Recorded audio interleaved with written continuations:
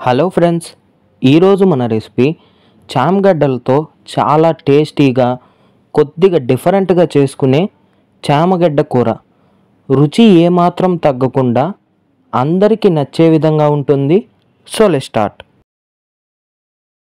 ముందుగా ప్యాన్లో డీప్ ఫ్రైకు సరిపడా నూనె పోసి హీట్ చేసుకొని ముందుగా ఉడికించి తోలు తీసుకున్న 1/2 కేజీ చామగడ్డ ముక్కలను నూనెలో వేసి హై ఫ్లేమ్లోనే లైట్ గోల్డెన్ కలర్ వచ్చేంత వరకు వేపుకోవాలి.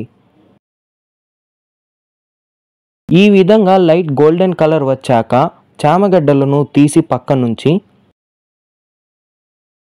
ఇప్పుడు ఓ గిన్నెలో 6 టేబుల్ స్పూన్ల నూనె పోసి హీట్ చేసుకొని 1/2 టీ స్పూన్ ఆవాలు, 1/2 టీ స్పూన్ జీలకర్ర, 3 మీడియం సైజ్ ఎర్రగడ్డల ముక్కలు, ఓ రెమ్మ కరివేపాకు, 1 టీ స్పూన్ అల్లం వెల్లుల్లి పేస్ట్ వేసి 2 నిమిషాల పాటు వేపుకొని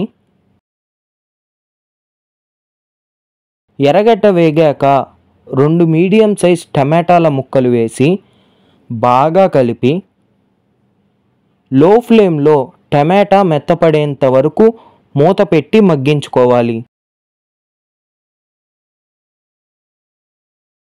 టమాటా ఈ విధంగా మెత్తపట్టాక 1/4 టీ స్పూన్ పసుపు, 2 టీ స్పూన్ల కారం, 3 టీ స్పూన్ల ధనియాల పొడి, తగినంత ఉప్పు వేసి 5 నుండి 6 టేబుల్ స్పూన్ల పెరుగు వేసి బాగా కలిపి లో ఫ్లేమ్లో 5 నిమిషాల పాటైన నూనె పైకి తేలేంత వరకు మూత పెట్టి ఉడికించుకోవాలి. 5 నిమిషాల తర్వాత మూత తీసి 1 గ్లాస్ నీళ్లు పోసి ముందుగా వేయించుకున్న చామగడ్డలు, కొద్దిగా కొత్తిమీర తరుగు వేసి బాగా కలిపి మీడియం ఫ్లేమ్లో 5 నిమిషాల పాటు మూత పెట్టి ఉడికించుకొని